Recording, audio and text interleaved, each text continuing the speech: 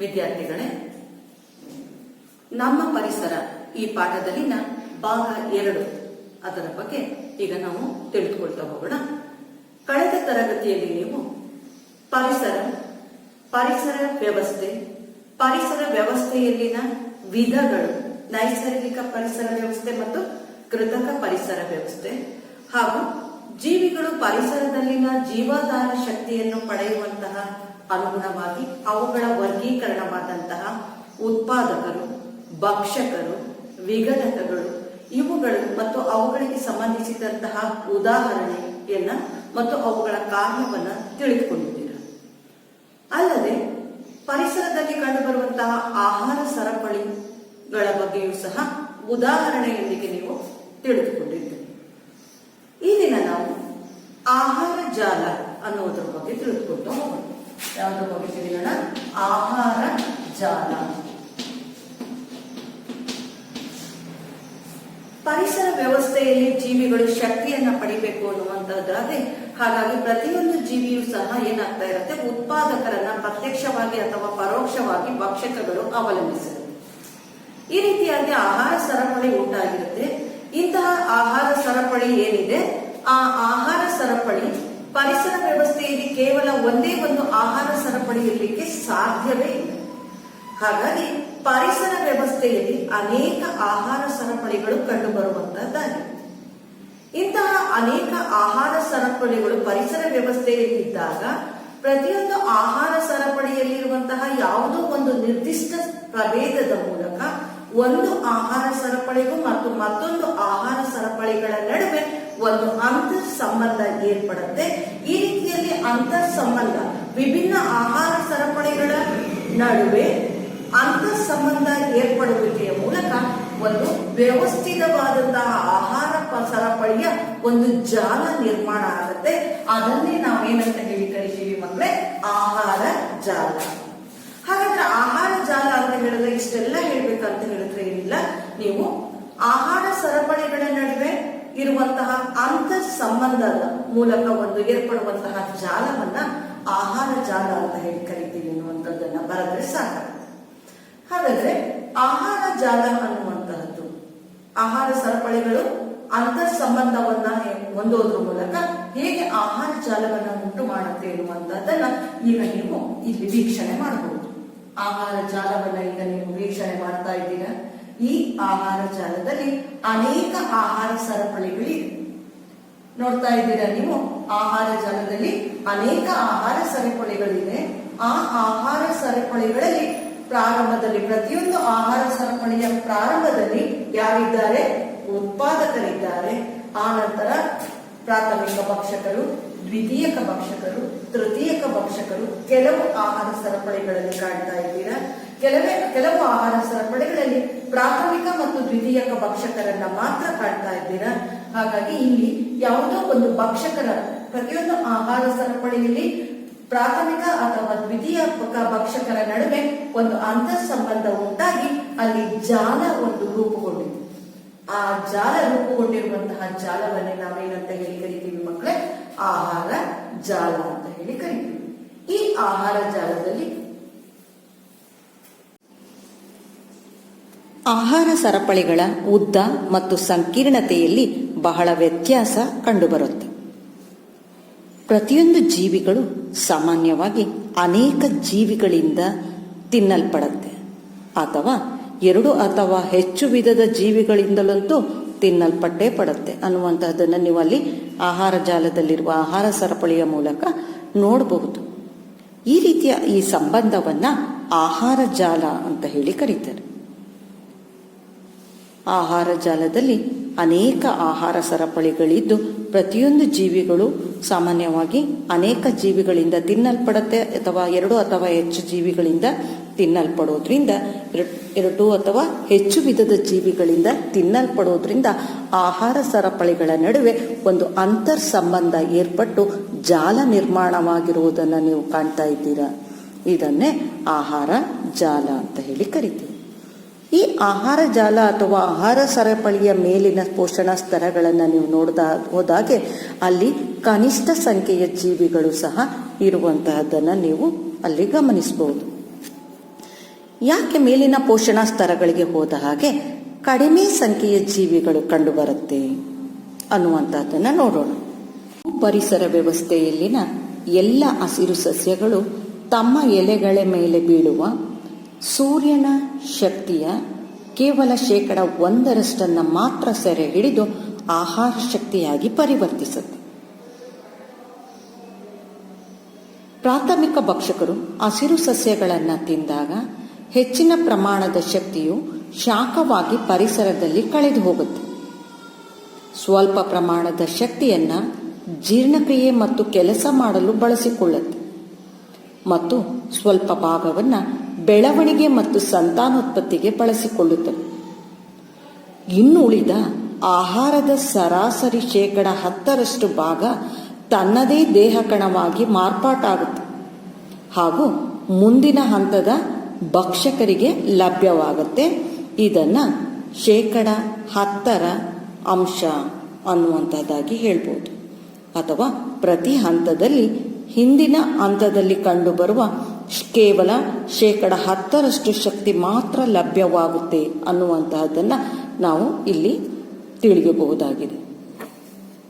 ಭಕ್ಷಕರ ಮುಂದಿನ ಹಂತಕ್ಕೆ ಸ್ವಲ್ಪವೇ ಶಕ್ತಿಯು ಲಭ್ಯವಿರುವುದರಿಂದ ಆಹಾರ ಸರಪಳಿಗಳಲ್ಲಿ ಸಾಮಾನ್ಯವಾಗಿ 3 ಅಥವಾ 4 ಹಂತಗಳನ್ನು ಮಾತ್ರ ಒಳಗೊಂಡಿರುವಂತಹದ್ದನ್ನು ನಾವು ತಿಳಿಯಬಹುದು. ಪ್ರತಿ ಹಂತದಲ್ಲಿ ಶಕ್ತಿ ವ್ಯಯವಾಗುತ್ತಾ ಹೋಗುತ್ತೆ. ಹಾಗಾಗಿ 4 ಪೋಷಣಾ ಸ್ತರಗಳ ನಂತರ ಕನಿಷ್ಠ ಪ್ರಮಾಣದ ಶಕ್ತಿ ಅಲ್ಲಿ ಉಳಿಯುವಂಥದ್ದಾಗುತ್ತೆ. ಹಾಗಾಗಿ ಪೋಷಣಾ ಸ್ತರದ ಮೇಲ್ಹಂತದಲ್ಲಿ ಜೀವಿಗಳ ಸಂಖ್ಯೆ ಏನಾಗ್ತಾ ಹೋಗುತ್ತೆ, ಕಡಿಮೆ ಆಗ್ತಾ ಹೋಗುತ್ತೆ. ಹಾಗಾದ್ರೆ ಉತ್ಪಾದಕರ ಸಂಖ್ಯೆ ಪೋಷಣಾ ಸ್ತರದಲ್ಲಿ ಜಾಸ್ತಿ ಇರುತ್ತೆ. ಮೇಲೆ ಹೋದ ಹಾಗೆ ಹಾಗೆ ಏನಾಗ್ತಾ ಹೋಗುತ್ತೆ, ಶಕ್ತಿ ಕಡಿಮೆ ಆಗ್ತಾ ಹೋಗುತ್ತೆ. ಇದನ್ನ ಪ್ರತಿಶತ 10ರ ನಿಯಮ ಅಂತ ಹೇಳಿಯೂ ಸಹ ಕರೀಬಹುದಾಗಿದೆ. ಈ ಪೋಷಣಾ ಸ್ತರಗಳನ್ನು ಇಲ್ಲಿ ಉತ್ಪಾದಕರು, ಪ್ರಾಥಮಿಕ ಭಕ್ಷಕರು, ದ್ವಿತೀಯಕ ಭಕ್ಷಕರು, ತೃತೀಯಕ ಭಕ್ಷಕರು ಅನ್ನುವಂತಹ ಪೋಷಣಾ ಸ್ತರಗಳೇನಿದೆ ಇವುಗಳನ್ನು ಕಾಣಬಹುದು. T1, T2, T3, T4 ಈ ರೀತಿಯಲ್ಲಿ. ಪರಿಸರ ವ್ಯವಸ್ಥೆಯಲ್ಲಿ ಶಕ್ತಿಯ ಹರಿವನ್ನು ತೋರಿಸುವಂತಹ ಈ ಚಿತ್ರದಿಂದ ಕೆಲವು ಪ್ರಮುಖ ವಿಷಯಗಳು ಸ್ಪಷ್ಟವಾಗುತ್ತೆ. ಮೊದಲನೇದಾಗಿ ಶಕ್ತಿಯ ಹರಿವು ಏಕಮುಖವಾಗಿರುತ್ತದೆ. ಸ್ವಪೋಷಕಗಳಿಂದ ಸೆರೆ ಹಿಡಿಯಲಾದ ಶಕ್ತಿಯು ಪುನಃ ಸೌರಶಕ್ತಿಗೆ ಹಿಂದಿರುಗುವುದಿಲ್ಲ ಮತ್ತು ಸಸ್ಯಹಾರಿಗಳಿಗೆ ಸೇರಿ ಹೋದ ಶಕ್ತಿಯು ಸ್ವಪೋಷಕರಿಗೆ ಪುನಃ ದೊರಕುವುದಿಲ್ಲ. ಇದು ವಿವಿಧ ಪೋಷಣಾ ಸ್ತರಗಳ ಮೂಲಕ ಕ್ರಮೇಣ ಏನಾಗ್ತಾ ಹೋಗುತ್ತೆ, ಮುಂದೆ ಸಾಗಿದಂತೆ ಹಿಂದಿನ ಯಾವುದೇ ಪೋಷಣಾ ಸ್ತರಗಳಿಗೆ ಸಿಗೋದಿಲ್ಲ.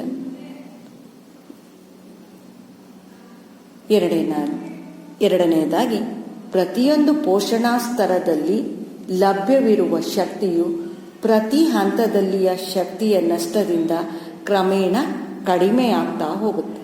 ಹಾಗಾಗಿ ಶಕ್ತಿಯ ಹರಿವು ಏಕಮುಖವಾಗಿರುತ್ತೆ ಅನ್ನುವಂತಹದ್ದನ್ನು ನಾವು ಇಲ್ಲಿ ತಿಳಿಯಬಹುದು. ಈಗ ನಾವು ಆಹಾರ ಸರಪಳಿಯ ಮತ್ತೊಂದು ಆಸಕ್ತಿದಾಯಕ ವಿಷಯವನ್ನ ತಿಳಿದುಕೊಳ್ಳೋಣ. ಏನಂತಹ ಆಸಕ್ತಿದಾಯಕ ವಿಷಯ ಅಂತ ಹೇಳಿದ್ರೆ, ವಿದ್ಯಾರ್ಥಿಗಳೇ, ಆಹಾರ ಸರಪಳಿಯಲ್ಲಿ ನಮಗೆ ಗೊತ್ತಿಲ್ಲದ ಹಾಗೆ ಕೆಲವು ರಾಸಾಯನಿಕಗಳು ನಮ್ಮ ದೇಹವನ್ನ ಏನ್ ಮಾಡ್ತಾ ಹೋಗುತ್ತೆ, ಪ್ರವೇಶಿಸುವಂತದ್ದಾಗುತ್ತೆ. ಹೇಗೆ ಪ್ರವೇಶಿಸುತ್ತೆ ಅನ್ನುವಂತಹದ್ದನ್ನ ನೋಡ್ತಾ ಹೋದ್ರೆ, ರೈತ ಬೆಳೆಗಳನ್ನ ಬೆಳಿಲಿಕ್ಕೆ, ಇಳುವರಿಯನ್ನ ಹೆಚ್ಚಾಗಿ ಪಡಿಲಿಕ್ಕೆ, ಹಾಗಾಗಿ ಏನ್ ಮಾಡ್ತಾ ಹೋಗ್ತಾನಪ್ಪ ಅಂತ ಜೊತೆಗೆ ಇಳುವರಿಯನ್ನ ಹೆಚ್ಚಾಗಿ ಪಡಿಲಿಕ್ಕೆ ಹಾಗೂ ಬೆಳೆಗಳನ್ನ ಕೀಟಗಳಿಂದ, ರೋಗಗಳಿಂದ ರಕ್ಷಣೆ ಪಡೆಯಲಿಕ್ಕೋಸ್ಕರ ಅವುಗಳಿಗೆ ಕ್ರಿಮಿನಾಶಕ, ಕೀಟನಾಶಕ, ದಂಶಕಗಳ ನಾಶಕ ಇತ್ಯಾದಿ ರಾಸಾಯನಿಕಗಳನ್ನ ಬಳಸ್ತಾರೆ. ಈ ರೀತಿ ಬಳಸಿರುವಂತಹ ರಾಸಾಯನಿಕಗಳೇನಿದೆ, ಇದು ಯಾವುದೇ ರೀತಿಯಲ್ಲಿ ಈ ರಾಸಾಯನಿಕಗಳು ಜೈವಿಕ ವಿಘಟನೆಗೆ ಒಳಗಾಗುವುದಿಲ್ಲ. ಅದರಲ್ಲೂ ಸಹ ಆ ರಾಸಾಯನಿಕಗಳಲ್ಲಿರುವಂತಹ DDT ಆಗಿರ್ಬೋದು, ಪಾದರಸ ಆಗಿರ್ಬೋದು, ನಿಕ್ಕಲ್ ಆಗಿರ್ಬೋದು, ಈ ರೀತಿಯ ಭಾರ ಲೋಹಗಳು ಜೈವಿಕ ವಿಘಟನೆಗೆ ಒಳಗಾಗದಂತಹ ತ್ಯಾಜ್ಯಗಳಾಗಿವೆ. DDT ಅನ್ನುವಂತಹದ್ದು ಬಹಳ ವರ್ಷಗಳಿಂದ ಬಳಸ್ತಾ ಇರುವಂತಹ ರಾಸಾಯನಿಕ. ಇದರ ವಿಸ್ತೃತ ರೂಪ ಡೈಕ್ಲೋರೋ ಡೈಫಿನೈಲ್ ಟ್ರೈಕ್ಲೋರೋ ಮೀಥೇನ್ ಅನ್ನುವಂಥದ್ದು, ಈಥೇನ್ ಅನ್ನುವಂಥದ್ದು. DDT dichloro diphenyl trichloro ethane ಅನ್ನುವಂತಹ ಈ ಡಿಡಿಟಿ ಏನಿದೆ, ಈ ರಾಸಾಯನಿಕವು ಸಹ ಜೈವಿಕ ವಿಘಟನೆ ಆಗುವುದಿಲ್ಲ. ಆದ್ರೆ ಈ ಜೈವಿಕ ವಿಘಟನೆ ಆಗದೇ ಇರುವಂತಹ ಈ ರೀತಿಯ ಡಿಡಿಟಿ, ಪಾದರಸ, ನಿಕಲ್ ನಂತಹ ಲೋಹಗಳು ಆಹಾರ ಸರಪಳಿಯಲ್ಲಿ ಸಂಚಿತ ಸಾಂದ್ರತೆಗೊಂಡು ಅದು ಆ ಪೋಷಣಾ ಸ್ತರಗಳಲ್ಲಿ ಏನಾಗ್ತಾ ಹೋಗುತ್ತೆ, ವರ್ಗಾವಣೆ ಆಗ್ತಾ ಹೋಗುತ್ತೆ. ಜೈವಿಕ ವಿಘಟನೆ ಆಗದೇ ಇರೋದ್ರಿಂದ ಬಳಸಿದಂತಹ ಈ ರಾಸಾಯನಿಕಗಳು ನೀರಿನಲ್ಲಿ ಸೇರ್ಕೊಂಡು ಮಣ್ಣಿನಲ್ಲಿ ಇಂಗುತ್ತೆ, ಇಲ್ಲಾಂದ್ರೆ ನೀರಿನ ಆಕಾರಗಳಿಗೆ ಹೋಗಿ ಸೇರ್ಕೊಳ್ಳುತ್ತೆ. ಈ ರೀತಿಯ ಆಹಾರ ರಾಸಾಯನಿಕಗಳನ್ನ ಒಳಗೊಂಡಿರುವಂತಹ ಆಹಾರ ಪದಾರ್ಥಗಳಲ್ಲಿ ಗರಿಷ್ಠ ಪ್ರಮಾಣದಲ್ಲಾದರೂ ಈ ರೀತಿಯ ರಾಸಾಯನಿಕಗಳನ್ನ ಒಳಗೊಂಡಿರುವಂತದ್ದಾಗುತ್ತೆ. ಇಂತಹ ಒಳಗೊಂಡಿರುವಂತಹ ಆಹಾರ ಪದಾರ್ಥಗಳಲ್ಲೆಲ್ಲದರಲ್ಲೂ ಸಹ ಸ್ವಲ್ಪ ಸ್ವಲ್ಪ ಪ್ರಮಾಣದಲ್ಲಿ ಈ ರಾಸಾಯನಿಕಗಳ ಅಂಶ ಇರುತ್ತೆ. ಮಾನವ ಆಹಾರ ಸರಪಳಿಯಲ್ಲಿ ಉನ್ನತ ಹಂತದಲ್ಲಿ, ಉನ್ನತ ಪೋಷಣಾ ಸ್ತರದಲ್ಲಿ ಕಂಡುಬರುವುದರಿಂದ ಪ್ರತಿ ಹಂತದಲ್ಲೂ ಸಹ ಕನಿಷ್ಠ ಮಟ್ಟದಲ್ಲಿ ಇರುವಂತಹ ಏನು ಈ ರಾಸಾಯನಿಕಗಳ ಪ್ರಮಾಣ ಉನ್ನತ ಹಂತಗಳಲ್ಲಿ ಮಟ್ಟದಲ್ಲಿ ಏನಾಗ್ತಾ ಹೋಗುತ್ತೆ, ಹೆಚ್ಚಾಗ್ತಾ ಹೋಗುತ್ತೆ. ಈ ರೀತಿಯ ಆಹಾರ ಪದಾರ್ಥಗಳನ್ನ, ಈಗ ಮಾನವ ಆಹಾರಕ್ಕಾಗಿ ಬೇಳೆಕಾಳುಗಳನ್ನ, ದವಸ ಧಾನ್ಯಗಳನ್ನ, ತರಕಾರಿಗಳನ್ನ, ಹಣ್ಣುಗಳನ್ನ, ಇವುಗಳನ್ನೆಲ್ಲ ಬಳಸ್ತಾ ಇರ್ತಾರೆ. ಇವುಗಳಲ್ಲೆಲ್ಲ ಸಂಗ್ರಹ ಆಗಿರುವಂತಹ ರಾಸಾಯನಿಕ ಪದಾರ್ಥಗಳನ್ನ ನೀವು ಯಾವುದೇ ರೀತಿಯಲ್ಲಿ ಸ್ವಚ್ಛಗೊಳಿಸುವಂಥದ್ದು, ಚೆನ್ನಾಗಿ ತೊಳಿತೀವಿ ಅಂತಾಗ್ಲಿ ಅಥವಾ ಬೇರೆ ವಿಧಾನಗಳಿಂದಾಗ್ಲಿ ಅವುಗಳಿಂದ ರಾಸಾಯನಿಕಗಳನ್ನ, ಈ ರೀತಿಯ ಭಾರಲೋಹಗಳನ್ನ ಸಂಗ್ರಹ ಆಗಿರುವಂತಹ ರಾಸಾಯನಿಕಗಳನ್ನ ಬೇರ್ಪಡಿಸ್ಲಿಕ್ಕೆ ಸಾಧ್ಯನೇ ಇಲ್ಲ. ಈ ರೀತಿಯ ಆಹಾರ ಪದಾರ್ಥಗಳಲ್ಲಿ ಇರುವಂತಹ ಸ್ವಲ್ಪ ಸ್ವಲ್ಪ ಪ್ರಮಾಣದ ರಾಸಾಯನಿಕಗಳು ಆಹಾರ ಸರಪಳಿಯ ಮೂಲಕ ಮನುಷ್ಯನ ದೇಹವನ್ನ, ಕೇವಲ ತರಕಾರಿಗಳ ಸಸ್ಯಾಹಾರಿಗಳಲ್ಲ, ಮಾಂಸಾಹಾರಿಗಳಲ್ಲೂ ಇರುತ್ತೆ. ಮಾಂಸ, ಮೀನು ಈ ತರಹದ ಪದಾರ್ಥವನ್ನು ಸೇವಿಸಿದಾಗ ಅದರಲ್ಲಿರುವಂತಹ ರಾಸಾಯನಿಕಗಳು ಏನಾಗುತ್ತೆ, ಕನಿಷ್ಠ ಪ್ರಮಾಣದಲ್ಲಿ ಇರುವಂತಹ ರಾಸಾಯನಿಕಗಳು ಮುಂದಿನ ಹಂತಕ್ಕೆ ವರ್ಗಾವಣೆ ಆಗ್ತಾ ಆಗ್ತಾ ಗರಿಷ್ಠ ಪ್ರಮಾಣಕ್ಕೆ ಸೇರಿ ಉನ್ನತ ಹಂತದಲ್ಲಿರುವಂತಹ ಪೋಷಣ ಸ್ತರದ ಉನ್ನತ ಹಂತವಾದಂತಹ ಮಾನವನ ದೇಹದಲ್ಲಿಯೂ ಸಹ ಗರಿಷ್ಠ ಪ್ರಮಾಣದಲ್ಲಿ ಈ ರೀತಿಯ ರಾಸಾಯನಿಕಗಳು ಕಂಡು ಬರುವಂತಹದನ್ನ ಕಾಣ್ತಾ ಹೋಗ್ತೀವಿ. ಈ ರೀತಿ ಗರಿಷ್ಠ ಆಹಾರ ಸರಪಳಿಯ ಮೂಲಕ ಸಂಚಿತ ಸಾಂದ್ರತೆಗೊಂಡಂತಹ ರಾಸಾಯನಿಕ ಪದಾರ್ಥಗಳು ಅತಿ ಹೆಚ್ಚಿನ ಪ್ರಮಾಣದಲ್ಲಿ ಮನುಷ್ಯನ ದೇಹವನ್ನು ಸೇರುವುದಕ್ಕೆ ಏನಂತ ಹೇಳಿ ಕರೀತಾರೆ ಮಕ್ಕಳೇ, ಜೈವಿಕ ಸಾಂದ್ರತಾ ವೃದ್ಧಿ ಅಂತ ಹೇಳಿ ಕರೀತಾರೆ. ಜೈವಿಕ ಸಾಂದ್ರತಾ ವೃದ್ಧಿ ಅನ್ನುವಂಥದ್ದು. ಈ ಜೈವಿಕ ಸಾಂದ್ರತಾ ವೃದ್ಧಿಗೆ ಸಂಬಂಧಿಸಿದ ಹಾಗೆ ಒಂದು ವಿಡಿಯೋವನ್ನು ಈಗ ನೀವು ವೀಕ್ಷಿಸಿ. ಇದರಲ್ಲಿಯೂ ಸಹ ನಿಮಗೆ ಇದರ ಬಗ್ಗೆ ಮಾಹಿತಿ ಸಿಗುತ್ತೆ. ವಿದ್ಯಾರ್ಥಿಗಳೇ, ನಿಮಗೆಲ್ಲರಿಗೂ ಸಹ ಆಕ್ಸಿಜನ್ನಿನ ಪರಿಚಯ ಇದೆ. ಆಕ್ಸಿಜನ್ ಅನ್ನುವಂತಹ ಅನಿಲ ಎಲ್ಲ ಜೀವಿಗಳಿಗೆ ಉಸಿರಾಟಕ್ಕೆ ಅತ್ಯಂತ ಅವಶ್ಯಕವಾಗಿ ಬೇಕಾದಂತಹ ಅನಿಲ ಆಗಿರುತ್ತೆ. ಇಂತಹ ಅನಿಲ ಏನಿದೆ, ಇದು ಆಕ್ಸಿಜನ್ ಅಂದ್ಕೂಡಲೇ ನೀವೇನಂತ ಬರೀತೀರಾ, O2 ಅಂತ ಹೇಳಿ ಬರೀತೀರಾ. O2 ಅಂತ ಹೇಳಿದ್ರೆ ಯಾವುದರ ಪರಮಾಣು ಇದು? ಆಕ್ಸಿಜನ್ನಿನ ಅಣು ಇದೆ. ಈ ಆಕ್ಸಿಜನ್ನಿನ ಅಣುವಿನಲ್ಲಿ ಯಾವ ಯಾವ ಪರಮಾಣು ಇದೆ? ಆಕ್ಸಿಜನ್ನಿನ 2 ಪರಮಾಣುಗಳಿವೆ. ಆದ್ರೆ ಈ ಆಕ್ಸಿಜನ್ O2 ಅನ್ನುವಂಥದ್ದು ಆಕ್ಸಿಜನ್ ಅಂತ ಹೇಳಿ ಕರೀತೀವಿ.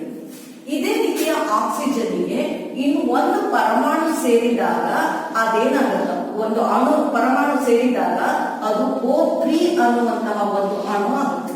ಯಾವ ಅಣು ಆಗುತ್ತೆ? O3 ಅನ್ನುವಂತಹ ಅಣು ಆಗುತ್ತೆ.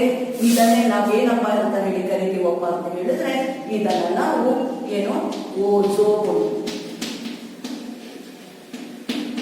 ಯಾವ ಅಣು ಇದು? ಓಝೋನ್ ಅಣು. ಹಾಗಾಗಿ ಇಲ್ಲಿ ನೀವು ನೆನಪಿಟ್ಕೊಳ್ಬೇಕು, O3 ಅಂತ ಹೇಳಿದ್ರೆ ಯಾವ ಅಣು ಇದು? ಓಝೋನ್ ಅಣು ಅನ್ನುವಂಥದ್ದು. ಈ ಓಝೋನ್ ಆಕ್ಸಿಜನ್ ಅಣು ಹೇಗೆ ಎಷ್ಟು ಅತ್ಯಂತ ಉಪಯುಕ್ತ ಅನ್ನುವಂಥದ್ದು ಎಲ್ಲ ಜೀವಿಗಳಿಗೆ ಅವಶ್ಯಕವಾದಂತಹ ಅಣು ಆಗಿದ್ರು ಸಹ O3 ಅನ್ನುವಂಥದ್ದು ಅತ್ಯಂತ ಪ್ರಾಣಾಂತಿಕ ವಿಷ ಆಗಿದೆ.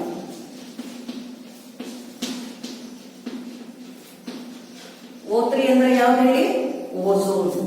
ಓಝೋನಿನ ಅಣುಸೂತ್ರ ಏನು? O3. O3 ಜೀವಿಗಳಿಗೆ ಪ್ರಾಣಾಂತಿಕ ವಿಷ. ಆದರೂ ಸಹ ವಾತಾವರಣದ ಉನ್ನತ ಮಟ್ಟದಲ್ಲಿ ಇದು ಅಗತ್ಯವಾದಂತಹ ಕಾರ್ಯವನ್ನ ನಿರ್ವಹಿಸುತ್ತೆ. ಯಾವುದು? ಓಝೋನ್. ಪ್ರಾಣಾಂತಿಕ ವಿಷವಾದಂತಹ ಅನಿಲ ಆಗಿದ್ರೂ ಸಹ ವಾತಾವರಣದ ಉನ್ನತ ಮಟ್ಟದಲ್ಲಿ ಅದು ಒಂದು ಪ್ರಮುಖ ಕಾರ್ಯವನ್ನ ನಿರ್ವಹಿಸುತ್ತೆ. ಏನ್ ಕಾರ್ಯವನ್ನ ಮಾಡುತ್ತೆ ಅಂತ ಹೇಳಿದ್ರೆ, ಸೌರ ವಿಕಿರಣದಿಂದ ಬರುವಂತಹ ಸೂರ್ಯನ ಬೆಳಕಿನಿಂದ, ಸೂರ್ಯನ ವಿಕಿರಣಗಳಿಂದ ಬರುವಂತಹ ಹಾನಿಕಾರಕ ವಿಕಿರಣಗಳಾದಂತಹ ನೇರಳಾತೀತ ಕಿರಣ, ಯಾವುದು? ನೇರಳಾತೀತ ಕಿರಣ, ಅಥವಾ ಅದನ್ನ ನಾವೇನಂತ ಹೇಳಿ ಕರಿತೀವಪ್ಪ ಅಂತ ಹೇಳಿದ್ರೆ ಯುವಿ ರೇಸ್ ಅಂತ ಹೇಳಿ ಕರಿತೀವಿ. ಈ ಯುವಿ ರೇಸ್ ಭೂಮಿಗೆ ಬರದ ಹಾಗೆ ಅದು ಒಂದು ಪದರವನ್ನ ರೂಪಿಸಿ ಅದು ನಮಗೆ ರಕ್ಷಣೆಯನ್ನ ಕೊಡುತ್ತೆ. ಯಾರು ರಕ್ಷಣೆಯನ್ನ ಕೊಡ್ತಾರೆ? ಓಝೋನ್ ಪದರ. ಯಾವ ವಿರುದ್ಧ ರಕ್ಷಣೆ ಕೊಡ್ತಾರೆ? ಸೂರ್ಯನಿಂದ ಬರುವಂತಹ ಅಪಾಯಕಾರಿ ಕಿರಣವಾದಂತಹ ನೇರಳಾತೀತ ಕಿರಣ ಅಥವಾ ಯುವಿ ಕಿರಣದಿಂದ ಭೂಮಿಯಲ್ಲಿರುವಂತಹ ಜೀವಿಗಳಿಗೆ ರಕ್ಷಣೆಯನ್ನ ಕೊಡುತ್ತೆ. ಯಾಕೆ ಅಂತ ಹೇಳಿದ್ರೆ ಯುವಿ ಕಿರಣ ಅತ್ಯಂತ ಹಾನಿಕಾರಕ ಕಿರಣ. ಈ ಹಾನಿಕಾರಕವಾದಂತಹ ಕಿರಣ ಏನಿದೆ ಇದು ಜೀವಿಗಳಿಗೆ ಏನಾದರೂ ಅದು ಜೀವಿಗಳಿಗೆ ತಾಗಿದಾಗ ಅವು ಇದರಿಂದ ಮನುಷ್ಯನಿಗೆ ಚರ್ಮದ ಕ್ಯಾನ್ಸರ್ನಂತಹ ರೋಗಗಳನ್ನ ಉಂಟು ಮಾಡುವಂತಹದ್ದಾಗಿದೆ. ಹಾಗಾಗಿ ಓಝೋನ್ ಅನ್ನುವಂತಹ ಪದರ ಸೂರ್ಯನಿಂದ ಬರುವಂತಹ ಯುವಿ ಕಿರಣದಿಂದ ನಮಗೆ ರಕ್ಷಣೆಯನ್ನ ಕೊಡುತ್ತೆ. ಹಾಗಾದ್ರೆ ಓಝೋನ್ ಅನ್ನುವಂಥದ್ದು ಹೇಗೆ ರೂಪುಗೊಳ್ತು ಅಂತ ಹೇಳಿದ್ರೆ, ಇಲ್ಲಿ ಏನಾಗತ್ತಪ್ಪ ಅಂತ ಹೇಳಿದ್ರೆ ಆಕ್ಸಿಜನ್ನಿನ ಅಣು ವಾತಾವರಣದಲ್ಲಿ ಇರುತ್ತೆ. ಉನ್ನತ ವಾತಾವರಣದಲ್ಲಿ ಆಕ್ಸಿಜನ್ ಇರುತ್ತೆ.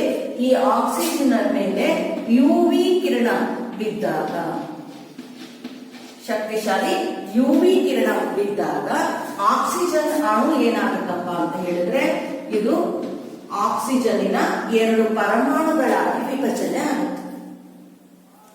ಶಕ್ತಿಶಾಲಿ ಯುವಿ ಕಿರಣ ಆಕ್ಸಿಜನ್ ಉನ್ನತ ವಲಯದಲ್ಲಿರುವಂತಹ ಆಕ್ಸಿಜನ್ ನ ಮೇಲೆ ಶಕ್ತಿಶಾಲಿ ಯುವಿ ಕಿರಣ ಬಿದ್ದಾಗ ಈ ಆಕ್ಸಿಜನ್ನಿನ ಅಣು ಆಕ್ಸಿಜನ್ ಪರಮಾಣುಗಳಾಗಿ ವಿಭಜನೆ ಆಗುತ್ತೆ. ಈ ವಿಭಜನೆಯಾದಂತಹ ಆಕ್ಸಿಜನ್ನಿನ ಪರಮಾಣು ಮತ್ತೆ ವಾತಾವರಣದಲ್ಲಿರುವಂತಹ ಆಕ್ಸಿಜನ್ ಇವೆರಡೂ ಸೇರಿ ಯಾವುದು ಉಂಟಾಗುತ್ತೆ? O3 ಅನ್ನುವಂತಹ ಅಣು ಉಂಟಾಗುತ್ತೆ. ಈ ಅಣು ಯಾವುದಾಗಿದೆ? ಈ ಅಣು ಯಾವುದಾಗಿದೆ? ಈಗಾಗಲೇ ಪರಿಚಯ ಇದೆ. ಯಾವ ಅಣು ಇದು? ಓಝೋನ್ ಅನ್ನುವಂಥದ್ದು. ಈ ರೀತಿಯಲ್ಲಿ ಓಝೋನ್ ಅಣು ಉತ್ಪತ್ತಿ ಆಗುವಂತಹದನ್ನ ನಾವು ನೋಡಬಹುದು. ಹಾಗಾದ್ರೆ ಈ ಓಝೋನ್ ಪದರ ಹೇಗೆ ಶಿಥಿಲವಾಗುತ್ತೆ ಅನ್ನುವಂತಹದನ್ನ ಈಗ ನಾವು ನೋಡ್ತಾ ಹೋಗೋಣ. ಓಝೋನ್ ಶಿಥಿಲೀಕರಣದ ಬಗ್ಗೆ ತಿಳಿಯೋಣ. ಓಝೋನ್ ಪದರ ತೆಳುವಾಗುವುದೇ ಓಝೋನ್ ಶಿಥಿಲೀಕರಣ. ಓಝೋನ್ ಶಿಥಿಲೀಕರಣಕ್ಕೆ ಮೂಲ ಕಾರಣ CFC ಅಂದರೆ ಕ್ಲೋರೋಫ್ಲೋರೋ ಕಾರ್ಬನ್ ಅಲ್ಲದೆ ಸಾರಜನಕದ ಆಕ್ಸೈಡ್ಗಳು ಅಂದರೆ ನೈಟ್ರೋಜನ್ ಆಕ್ಸೈಡ್ಗಳು ಮತ್ತು ಮೀಥೇನ್ ಸಹ ಓಝೋನ್ ನಾಶಕ್ಕೆ ಕಾರಣವಾಗಿದೆ. ಓಝೋನ್ ಶಿಥಿಲೀಕರಣದ ಮೂಲಗಳು ರೆಫ್ರಿಜರೇಟರ್ಗಳು, ಹವಾನಿಯಂತ್ರಕಗಳು, ಅಗ್ನಿಶಾಮಕ, ಏರೋಸಾಲ್ ಸ್ಪ್ರೇ, ಜೆಟ್ ಮತ್ತು ರಾಕೆಟ್ಗಳು. ಚಿತ್ರದಲ್ಲಿ ವೀಕ್ಷಣೆ ಮಾಡ್ತಾ ಇದ್ದೀರಾ. ಇಲ್ಲಿ ರೆಫ್ರಿಜರೇಟರ್ ಇದೆ. ಸ್ಪ್ರೇ ಅನ್ನುವಂಥದ್ದು ಪರ್ಫ್ಯೂಮ್ ಅನ್ನುವಂತಹದ್ದು, ಏನು ಪರ್ಫ್ಯೂಮ್ಗಳನ್ನು ಬಳಸ್ತೀರಾ ಅಂತಹದ್ದೇನಿದೆ ಏರೋಸಾಲ್ ಸ್ಪ್ರೇ. ಹಾಗೆ ಹವಾನಿಯಂತ್ರಕಗಳು AC ಇಂದಲೂ ಸಹ ಓಝೋನ್ ಶಿಥಿಲೀಕರಣಕ್ಕೆ ಕಾರಣ ಆಗಿದ್ದಾವೆ. ಕ್ಲೋರೋಫ್ಲೋರೋಕಾರ್ಬನ್, ಹ್ಯಾಲೋಜನ್ಗಳು, methane, nitrous oxide, carbon tetrachloride ಮತ್ತು ಕ್ಲೋರಿನ್ ಓಝೋನ್ ಪದರ ನಾಶಕ್ಕೆ ಕಾರಕಗಳಾಗಿವೆ. ಈಗ ನೀವು ಈ ಚಿತ್ರದಲ್ಲಿ ಓಝೋನ್ ಶಿಥಿಲೀಕರಣದ ಮೂಲಗಳನ್ನು ನೀವು ಈ ವಿಡಿಯೋದಲ್ಲಿ ವೀಕ್ಷಣೆ ಮಾಡಿದ್ದೀರಿ. ಓಝೋನ್ ಶಿಥಿಲೀಕರಣದ ಪರಿಣಾಮಗಳು ಚರ್ಮದ ಕ್ಯಾನ್ಸರ್ ಮತ್ತು ಸರ್ಪಸುತ್ತು, ದೃಷ್ಟಿದೋಷಗಳು, ಪ್ರಮುಖವಾಗಿ ಕಣ್ಣಿನ ಪೊರೆ ಬರುವಿಕೆ, ಜೀವಿಗಳಲ್ಲಿ ಜೀವ ನಿರೋಧಕ ಶಕ್ತಿ ಕುಂಠಿತಗೊಳಿಸುವುದು, ಸಸ್ಯಗಳ ದ್ಯುತಿ ಸಂಶ್ಲೇಷಣೆ ಕ್ರಿಯೆ ಕುಂಠಿತಗೊಳ್ಳುವುದು. ಇದರಿಂದ ಕಾರ್ಬನ್ ಡೈಆಕ್ಸೈಡ್ನ ಪ್ರಮಾಣ ಹೆಚ್ಚಾಗಿ ಭೂತಾಪಮಾನ ಏರಿಕೆ ಉಂಟಾಗುತ್ತೆ. ಜೀವಿಗಳಲ್ಲಿ ಉತ್ಪರಿವರ್ತನೆಯನ್ನು ಕಾಣಬಹುದು. ಇದಿಷ್ಟು ಓಝೋನ್ ಶಿಥಿಲೀಕರಣದ ಪರಿಣಾಮಗಳು. ಅದರ ಶಿಥಿಲೀಕರಣವನ್ನು ತಡೆಯಬೇಕಂತ ಹೇಳಿದ್ರೆ ಅದಕ್ಕಿರುವಂತಹ ನಿವಾರಣೋಪಾಯಗಳು CFCಗಳನ್ನು ಹೊರಬಿಡುವ ಮೂಲಗಳನ್ನು ಬಳಸದೇ ಇರುವುದು, ಪರ್ಯಾಯವಾಗಿ ಹೈಡ್ರೋಫ್ಲೋರೋಕಾರ್ಬನ್ HFC ಮತ್ತು ಹೈಡ್ರೋಕ್ಲೋರೋಫ್ಲೋರೋಕಾರ್ಬನ್ HClFCಯನ್ನು ಬಳಸುವಂಥದ್ದು. ನಮ್ಮ ಚಟುವಟಿಕೆಗಳು ಪರಿಸರದ ಮೇಲೆ ಹೇಗೆ ಪರಿಣಾಮ ಬೀರುತ್ತವೆ ಅನ್ನುವಂತಹದ್ದನ್ನು ಈ ಚಿತ್ರದಲ್ಲಿ ನೋಡೋದಾದರೆ, ಮೊದಲಿಗೆ ಅರಣ್ಯನಾಶ, ಎರಡನೆಯ ಚಿತ್ರದಲ್ಲಿ ಮೀನುಗಾರಿಕೆ, ಮೂರನೆಯದ ಚಿತ್ರ ಏನನ್ನು ಸೂಚಿಸ್ತಾ ಇದೆಯಪ್ಪ ಅಂತ ಹೇಳಿದ್ರೆ ನಗರೀಕರಣ ಅಥವಾ ಜಾಗತೀಕರಣ. ಐದನೆಯ ಚಿತ್ರದಲ್ಲಿ, ಈ ಚಿತ್ರದಲ್ಲಿ ಗಣಿಗಾರಿಕೆಯಿಂದ, ವಾಹನಗಳ ದಟ್ಟಣೆಯಿಂದ ಉಂಟಾಗುವಂತಹ ವಾಯುಮಾಲಿನ್ಯ, ಸ್ಮಾಗ್ ಉಂಟಾಗುವಂತಹದ್ದು, ಹಾಗೂ ಕಾರ್ಖಾನೆಗಳ ಚಿಮಣಿಯಿಂದ ಹೊರಸೂಸುವಂತಹ ವಿಷ ಅನಿಲಗಳು, ಈ ಎಲ್ಲವುಗಳಿಂದ ನಮ್ಮ ಈ ಚಟುವಟಿಕೆಗಳೇನಿದೆ ಇವು ಪರಿಸರದ ಮೇಲೆ ಅತ್ಯಂತ ಭೀಕರ ಪರಿಣಾಮವನ್ನು ಉಂಟು ಮಾಡುತ್ತೆ. ತ್ಯಾಜ್ಯ ನಿರ್ವಹಣೆ. ದಿನನಿತ್ಯ ಬಳಕೆಯಲ್ಲಿ ಬಳಸುವಂತಹ ವಸ್ತುಗಳಲ್ಲಿ ಅನುಪಯುಕ್ತ ಹಾಗೂ ಅವಶ್ಯಕವಲ್ಲದ ಪದಾರ್ಥಗಳನ್ನು ತ್ಯಾಜ್ಯ ಎಂದು ಕರೆಯುತ್ತಾರೆ. ತ್ಯಾಜ್ಯದಲ್ಲಿ 3 ವಿಧದ ತ್ಯಾಜ್ಯಗಳನ್ನು ನಾವು ಕಾಣಬಹುದು. ಒಂದು ಘನ ತ್ಯಾಜ್ಯ, ಆಹಾರ, ಸಗಣಿ, ಮಲ, ಕೈಗಾರಿಕೆ ಮತ್ತು ರಾಸಾಯನಿಕಗಳಿಂದ ಹೊರಬರುವಂತಹ ತ್ಯಾಜ್ಯಗಳು, ಇವು ಘನ ತ್ಯಾಜ್ಯಗಳು. ನೆಕ್ಸ್ಟ್ ದ್ರವ ತ್ಯಾಜ್ಯ, ಕೈಗಾರಿಕೆಗಳಿಂದ ಹೊರಬರುವಂತಹ ವಸ್ತುಗಳು ಹಾಗೂ ಒಳಚರಂಡಿ ನೀರು. ಅನಿಲ ತ್ಯಾಜ್ಯ, ಆಟೋಮೊಬೈಲ್ ಹಾಗೂ ಚಿಮಣಿಗಳಿಂದ ಹೊರಸೂಸುವಂತಹ ಹೊಗೆ. ಇವು 3 ವಿಧದ ತ್ಯಾಜ್ಯಗಳಿಗೆ ಉದಾಹರಣೆಯಾಗಿದೆ. ತ್ಯಾಜ್ಯ ಅನ್ನುವಂಥದ್ದೇನು ಮತ್ತು 3 ವಿಧದ ತ್ಯಾಜ್ಯಗಳನ್ನು ಈಗ ತಿಳಿದುಕೊಂಡ್ರೆ, ತ್ಯಾಜ್ಯಗಳು ಅದರಲ್ಲಿ ಘನ ತ್ಯಾಜ್ಯ, ಬಳಸಿ ಬೇಡವಾದಂತಹ ಅನುಪಯುಕ್ತ ವಸ್ತುಗಳ ತ್ಯಾಜ್ಯಗಳು ಏನು ಇಲ್ಲಿ ಚಿತ್ರದಲ್ಲಿ ಕಂಡು ಬರ್ತಾ ಇದೆ, ಈ ಎಲ್ಲ ವಸ್ತುಗಳು ಸಹ ಘನ ತ್ಯಾಜ್ಯಕ್ಕೆ ಉದಾಹರಣೆ. ದ್ರವ ತ್ಯಾಜ್ಯ ಒಳಚರಂಡಿಯ ನೀರಾಗಿರ್ಬೋದು, ಹಾಗೆ ಕಾರ್ಖಾನೆಯಿಂದ ಹೊರಬರ್ತಾ ಇರುವಂತಹ ಸಂಸ್ಕರಿಸದೇ ಇರುವಂತಹ ನೀರು ನೇರವಾಗಿ ನೀರಿನ ಆಕರಗಳಿಗೆ ಬಿಡುವಂಥರ ಮೂಲಕ ದ್ರವ ತ್ಯಾಜ್ಯ ಉಂಟಾಗುವಂಥದ್ದು, ಹಾಗೂ ಚಿಮಣಿಯಿಂದ ಹೊರಬರ್ತಾ ಇರುವಂತಹ ಕಾರ್ಖಾನೆಗಳ ಚಿಮಣಿಯಿಂದ ಹೊರಬರುವಂತಹ ಅನಿಲ ತ್ಯಾಜ್ಯಗಳು ವಾಯುಮಂಡಲವನ್ನು ಸೇರುವಂತಹದ್ದು. ಈ ರೀತಿಯಲ್ಲಿ ಘನ ತ್ಯಾಜ್ಯ, ದ್ರವ ತ್ಯಾಜ್ಯ, ಅನಿಲ ತ್ಯಾಜ್ಯಗಳನ್ನು ಇಲ್ಲಿ ಅವು ಬಂದು ಪರಿಸರದಲ್ಲಿ ಸೇರುವುದನ್ನು ಕಾಣಬಹುದು. ಜೈವಿಕ ವಿಘಟನೀಯ ಮತ್ತು ಜೈವಿಕ ವಿಘಟನೀಯವಲ್ಲದ ಘನ ತ್ಯಾಜ್ಯಗಳು. ಜೈವಿಕ ವಿಘಟನೆಗೆ ಒಳಗಾಗುವ ತ್ಯಾಜ್ಯ ಅಂತ ಹೇಳಿದ್ರೆ ಸೂಕ್ಷ್ಮಾಣು ಜೀವಿಗಳ ಜೈವಿಕ ಕ್ರಿಯೆಗಳಿಂದ ವಿಭಜಿಸಲ್ಪಡುವಂತಹ ವಸ್ತುಗಳು, ಸಗಣಿ, ಹಣ್ಣು, ತರಕಾರಿ, ಇತರೆ ವಸ್ತುಗಳು, ಬಳಕೆಯ ವಸ್ತುಗಳು, ಕಾಗದ, ಒಳಚರಂಡಿ, ನೀರು. ಇತರೆ ವಸ್ತುಗಳು ಅಂತ ಹೇಳಿದ್ರೆ ಸಸ್ಯ ಅಥವಾ ಪ್ರಾಣಿಜನ್ಯ ಮೂಲದಿಂದ ಬಂದಂಥ ವಸ್ತುಗಳು. ಹಾಗಾದರೆ ಇದರ ಪರಿಣಾಮ ಜೈವಿಕ ವಿಘಟನೆಗೆ ಒಳಗಾಗುವಂತಹ ತ್ಯಾಜ್ಯಗಳಾಗಿದ್ದು ಸೂಕ್ಷ್ಮಾಣು ಜೀವಿಗಳ ಪ್ರಭಾವದಿಂದ ಅದು ಜೈವಿಕವಾಗಿ ವಿಘಟನೆಯಾಗಿ ಕೊಳತ್ರೂ ಸಹ ಅವುಗಳಿಂದ ಆಗುವಂತಹ ಒಂದು ಪರಿಣಾಮಗಳೇನು ಅಂತ ಹೇಳಿದ್ರೆ ಅವು ಮೊದಲನೇದಾಗಿ ದುರ್ಗಂಧ. ವಿಘಟನೆ ಪ್ರಕ್ರಿಯೆಯಿಂದ ಸೂಕ್ಷ್ಮಾಣು ಜೀವಿಗಳ ಪ್ರಕ್ರಿಯೆಯಿಂದಾಗಿ ಏನಾಗ್ತಾ ಹೋಗುತ್ತೆ, ಇರುವಂತಹ ವಸ್ತುಗಳು ಕೊಳೆಯುವಿಕೆ ಅಥವಾ ವಿಘಟನಾ ಪ್ರಕ್ರಿಯೆ ಆರಂಭ ಆಗುವಾಗ ಅಲ್ಲಿ ದುರ್ಗಂಧ ಅನ್ನುವಂತಹದ್ದು ಕಂಡುಬರುವಂಥದ್ದು ಸಹ ಇದು ಒಂದು ದುಷ್ಪರಿಣಾಮ. ಅಲ್ಲದೆ ಕಾಲರ, ವಿಷಮ ಶೀತ ಜ್ವರ, ಕ್ಷಯ ಇತ್ಯಾದಿ ರೋಗಗಳು ಹರಡುವಂತಹ ಸಾಧ್ಯತೆಗಳಿರುವಂಥದ್ದು. ಸೊಳ್ಳೆಗಳ ಸಂತತಿ ಹೆಚ್ಚಾಗುತ್ತೆ. ಮಲೇರಿಯಾ ಮತ್ತು ಡೆಂಗ್ಯೂನಂತಹ ಕಾಯಿಲೆಗಳು ಬರುವಂಥದ್ದಿದೆ. ಜೊತೆಗೆ ಮಣ್ಣಿನ ಫಲವತ್ತತೆಯು ಸಹ ಏನಾಗುತ್ತೆ, ಕ್ಷೀಣಿಸುತ್ತೆ. ಇವು ತಾತ್ಕಾಲಿಕವಾಗಿ ಕಂಡುಬರುವಂತಹ ಜೈವಿಕ ವಿಘಟನೀಯ ತ್ಯಾಜ್ಯ ವಸ್ತುಗಳಿಂದ ಕಂಡುಬರುವಂತಹ ಒಂದು ಪರಿಣಾಮಗಳು. ಜೈವಿಕ ವಿಘಟನೆಗೆ ಒಳಗಾಗದ ತ್ಯಾಜ್ಯಗಳು ಅಂದರೆ ನೈಸರ್ಗಿಕವಾಗಿ ಸೂಕ್ಷ್ಮಾಣು ಜೀವಿಗಳ ಪ್ರಭಾವದಿಂದಲೂ ವಿಘಟನೆ ಆಗದ ತ್ಯಾಜ್ಯಗಳನ್ನು ಜೈವಿಕ ವಿಘಟನೆಗೆ ಒಳಗಾಗದ ತ್ಯಾಜ್ಯಗಳು ಅಂತ ಹೇಳಿ ಕರಿತೀವಿ.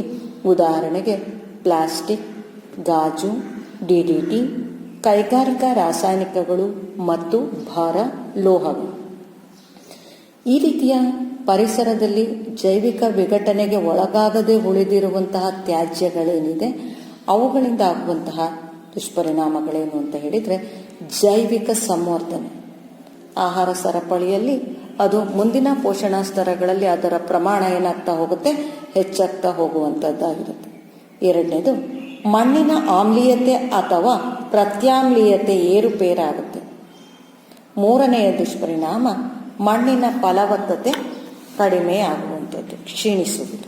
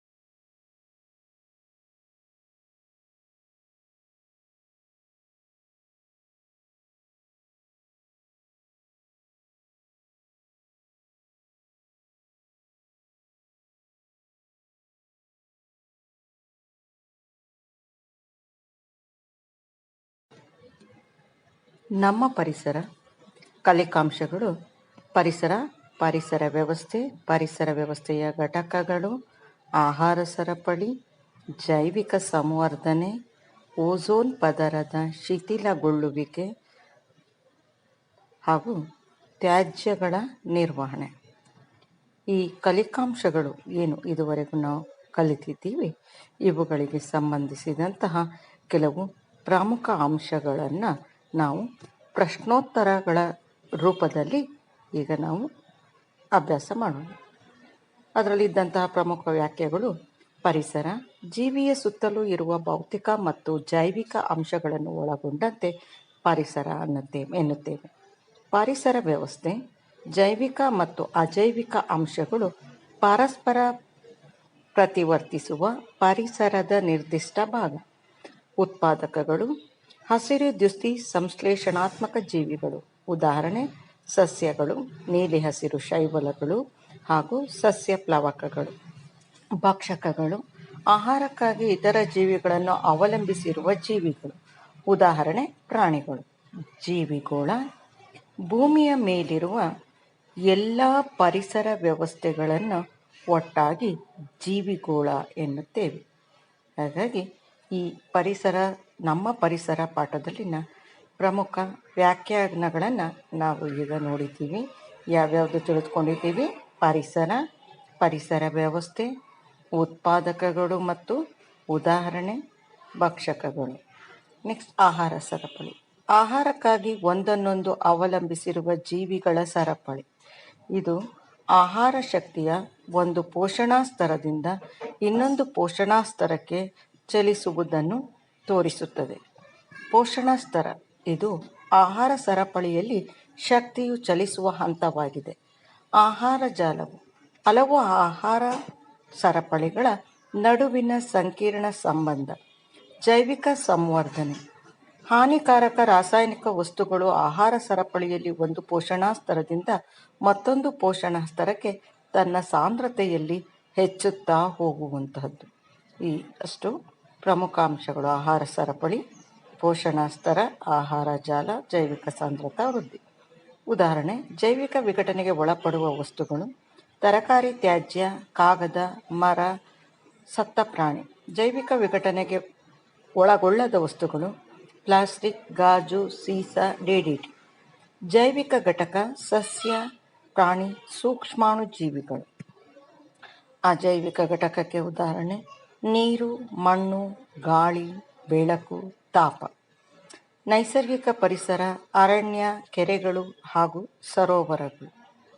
ಮಾನವ ನಿರ್ಮಿತ ಅಥವಾ ಕೃತಕ ಪರಿಸರ: ಉದ್ಯಾನ ಮತ್ತು ಪೈರು ಗದ್ದೆಗಳು, ಮತ್ಸ್ಯಾಗಾರ, ಸಸ್ಯೋದ್ಯಾನ ಇತ್ಯಾದಿಗಳು ಇವು ಸಂಬಂಧಿಸಿದಂತಹ ಪ್ರಮುಖ ಅಂಶಗಳು.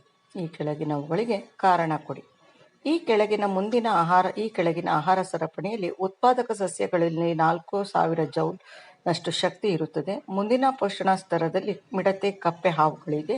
ಹಾಗಾದರೆ ಹಾವಿಗೆ ಎಷ್ಟು ಶಕ್ತಿ ದೊರೆಯುತ್ತದೆ? ಪ್ರತಿಶತ 10ರ ನಿಯಮದಂತೆ ಹುಲ್ಲಿಗೆ 4000 ಕಿಲೋ ಜೌಲ್ ಆದರೆ ಮಿಡತೆಗೆ 400 ಕಿಲೋ ಜೌಲ್, ಕಪ್ಪೆಗೆ 400 ಜೌಲ್, ಹಾವಿಗೆ 4 ಜೌಲ್ನಷ್ಟು ಕಿಲೋ ಜೌಲ್ನಷ್ಟು ಶಕ್ತಿ ಒದಗುತ್ತದೆ. ಈ ಲೆಕ್ಕವನ್ನು ಸಹ ನಿಮಗೆ ಮಾಡಿ ತೋರಿಸಿದ್ದೀನಿ. ನಾವು ಕೆರೆ, ಸರೋವರವನ್ನು ಶುಚಿಗೊಳಿಸುವ ಅವಶ್ಯಕತೆ ಇಲ್ಲ, ಆದರೆ ಅಕ್ವೇರಿಯಂ ಶುಚಿಗೊಳಿಸುವ ಅವಶ್ಯಕತೆ ಇದೆ. ಏಕೆ? ಕೆರೆ, ಸರೋವರಗಳು ಸ್ವಾಭಾವಿಕವಾಗಿ ಪರಿಪೂರ್ಣ ಪರಿಸರ ವ್ಯವಸ್ಥೆ, ಆದರೆ ಅಕ್ವೇರಿಯಂ ಕೃತಕ ಪರಿಸರ ವ್ಯವಸ್ಥೆ. ಇದು ಅಪೂರ್ಣವಾಗಿರುತ್ತದೆ. ಇದನ್ನು ನಿರಂತರವಾಗಿ ನಿರ್ವಹಣೆ ಮಾಡಲೇಬೇಕಾಗುವುದರಿಂದ ನಾವು ಕೆರೆ, ಸರೋವರವನ್ನು ಶುಚಿಗೊಳಿಸುವಂತಹ ಅವಶ್ಯಕತೆ ಇರುವುದಿಲ್ಲ, ಆದರೆ ಅಕ್ವೇರಿಯಂ ಶುಚಿಗೊಳಿಸುವಂತಹ ಅವಶ್ಯಕತೆ ಇದೆ ಅನ್ನುವಂಥದ್ದನ್ನು ಇಲ್ಲಿ ನಾವು ಕಾಣಬಹುದು. ಇದಕ್ಕೆ ಮೊದಲನೇ ಪ್ರಶ್ನೆಗೆ ಸಂಬಂಧಿಸಿದಂತಹ ಲೆಕ್ಕವನ್ನು ನಿಮಗೆ ಬೋರ್ಡ್ ಮೇಲೆ ಮಾಡಿ ತೋರಿಸಿದ್ದೀನಿ. ಯಾವುದನ್ನು ಕೇಳಿದ್ರು, ಮಧ್ಯದಲ್ಲಿ ಕೇಳಿದ್ರು, ಕಪ್ಪೆಗೆ ಕೇಳಿದ್ರು ಸಹ ನೀವು ಬರಿಬೋದು. ಹಾಗಾಗಿ ರಸಗೊಬ್ಬರಗಳು: ಕಾರ್ಖಾನೆಯಿಂದ ಬಿಡುಗಡೆಯಾಗುವ ಅಪಾಯಕಾರಿ ತ್ಯಾಜ್ಯಗಳು ಯಾವುವು? ಇವು ಹೇಗೆ ಪರಿಸರದ ಮೇಲೆ ಪರಿಣಾಮ ಬೀರುತ್ತವೆ? ಸಲ್ಫರ್ ಡೈಆಕ್ಸೈಡ್ ಮತ್ತು ನೈಟ್ರೋಜನ್ ಆಕ್ಸೈಡ್ಗಳು ಬಿಡುಗಡೆಯಾಗಿ ವಾಯು ಮಾಲಿನ್ಯ ಉಂಟಾಗುತ್ತದೆ. ಇದರಿಂದ ಆಮ್ಲ ಮಳೆ ಉಂಟಾಗಿ ಜೀವಿಗಳು ನಾಶವಾಗುತ್ತದೆ. ಪರಿಸರ ವ್ಯವಸ್ಥೆಯ ಆಹಾರ ಸರಪಳಿಗಳಲ್ಲಿ ಗರಿಷ್ಠ 4 ಅಥವಾ 5 ಪೋಷಣಾ ಸ್ತರಗಳು ಮಾತ್ರ ಇರುತ್ತವೆ. ಏಕೆ? ಪ್ರತಿಶತ 10ರ ನಿಯಮದ ಪ್ರಕಾರ 4 ಅಥವಾ 5ನೇ ಪೋಷಣಾ ಸ್ತರದಲ್ಲಿರುವ ಜೀವಿಗಳಿಗೆ ಶಕ್ತಿಯ ಪ್ರಮಾಣ ಲಭ್ಯತೆ ತುಂಬಾ ಕಡಿಮೆ. ಸಲ್ಫರ್ ಡೈಆಕ್ಸೈಡ್ ಮತ್ತು ನೈಟ್ರೋಜನ್ ಆಕ್ಸೈಡ್ನಂತಹ ವಿಷ ಅನಿಲಗಳು ಆಮ್ಲ ಮಳೆಗೆ ಕಾರಣವಾಗುತ್ತವೆ. ಬೈಜಿಕ ಸ್ಥಾವರಗಳಿಂದ ಬಿಡುಗಡೆಯಾಗುವ ಅಪಾಯಕಾರಿ ವಿಕಿರಣಗಳು ಜೀವಿನಾಶಕ್ಕೆ ಕಾರಣ ಆಗಿರುವಂಥದ್ದು ಮುಂದಿನ ಪ್ರಶ್ನೆಗೆ ಸಂಬಂಧಿಸಿರುವಂಥದ್ದು.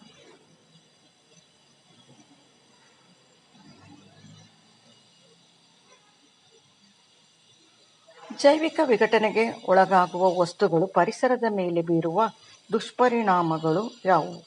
ವಿಭಜನೆಗೊಳಪಟ್ಟ ಸಂದರ್ಭದಲ್ಲಿ ಅಸಹ್ಯ ಕೊಳೆತ ವಾಸನೆ ಉಂಟಾಗುತ್ತದೆ.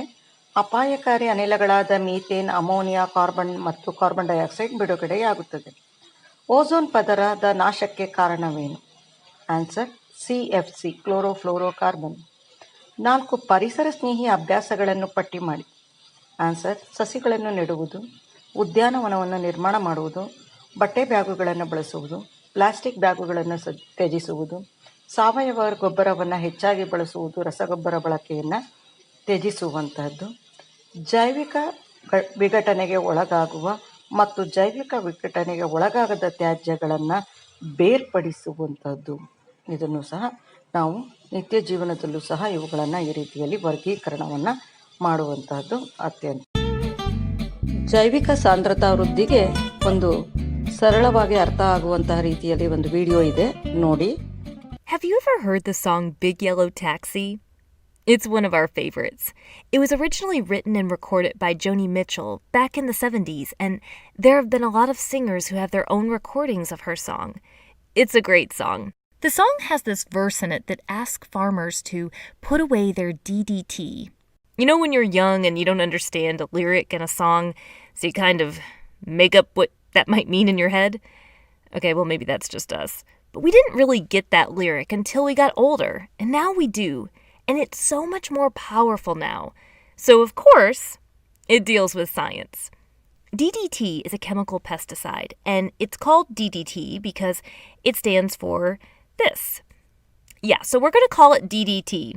Its use really sparked in the 1940s as a powerful chemical pesticide, meaning it was used to kill insect pests. Often the types of insect pests that destroy crops, so it was popular in agriculture. DDT was very popular, but DDT soon came under some scrutiny. It became evident that this pesticide was having some negative environmental effects. In 1972, the EPA issued a cancellation order of DDT. And the EPA still works with other countries to control substances such as DDT and similar chemicals. DDT is used in other parts of the world, such as areas that are battling malaria and therefore looking for mosquito control options with indoor residual spraying. But it's definitely far more regulated and controlled in its use today. One thing that DDT really taught us is the effect goes far beyond the little insects that it may be targeting. Some high-level consumers, such as bald eagles, for example, really took a bad hit from DDT. For bald eagles, this affected reproductive abilities, including severe thinning of bald eagle eggshells. But why? After all, bald eagles do not typically eat the small insects that the DDT targeted. This takes us into our topic of biomagnification, and biomagnification doesn't just involve DDT. There are many chemicals and toxins that can be biomagnified. Mercury is another example that you might hear about. So when you think of anything being magnified, you think of it getting bigger, right? Well, biomagnification describes what happens when toxins become more and more concentrated in the living tissues of organisms as you go up in the food chain. But why does this happen? Well, take a look at these little bugs here. Imagine that perhaps these insects have been poisoned. Here are some still living poisoned insects. They're weakened, and some may make easy targets for predators. This poison is killing off a lot of the insects, but not all of them. Each of these insects will contain one triangle, which represents a concentration of that toxin. Now imagine these insects are eaten by secondary consumers such as lizards or rodents, and as those secondary consumers eat those insects, the toxin concentration level increases in the secondary consumers. Why? Well, okay, recall in the energy pyramid, organisms only keep 10% of the energy, approximately, from the trophic level below. The remaining is lost as heat or undigested. That means that as you move up trophic levels, the animals will have to consume far more biomass from the level below to be able to compensate for this and survive. And everything it consumes from that trophic level below could have that toxin stored in its tissues, which now is an unwanted gift. It's adding up. Now, if a predatory bird begins to eat these secondary consumers, this concentration further increases. Remember, it only gets 10% of the energy from the trophic level below, and so as a tertiary consumer, it must eat a significant amount of secondary consumer biomass to survive, increasing toxin concentration in the tissues. The problem with many toxins or chemicals is that if they are not controlled well, they can get into the air, the soil, the water. With DDT, it was able to get into the water supply. Primary consumers, such as this small fish, began to feed on those producers. and the concentration in body tissues of the poison in the primary consumers increased due to biomagnification. Secondary consumers, such as the larger fish, feed on those primary consumers.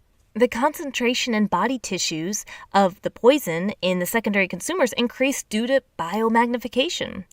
Tertiary consumers, such as bald eagles, feed on the secondary consumers, and the concentration in the body tissues of the poison in the tertiary consumers increased due to biomagnification. So in summary, biomagnification is a major factor to consider for any pesticide or chemical toxin that humans may produce. We need people like you to come up with new solutions. If you take a look at the end of our virus video, you can learn about a virus that has been used as a pesticide because it attacks specific types of pest insects. Well, what if viruses were manipulated to attack specific pests to avoid the use of a toxin? But even then, could there be consequences for taking out specific types of pest insects? One last thing to mention. Animals like bald eagles, they can face additional problems, such as habitat destruction, habitat loss, and poaching. There are ecologists who devote their lives to helping these organisms and raising awareness among people like you. Truly a career for the brave and bold. Well, that's it for the Amoeba Sisters, and we remind you to stay curious.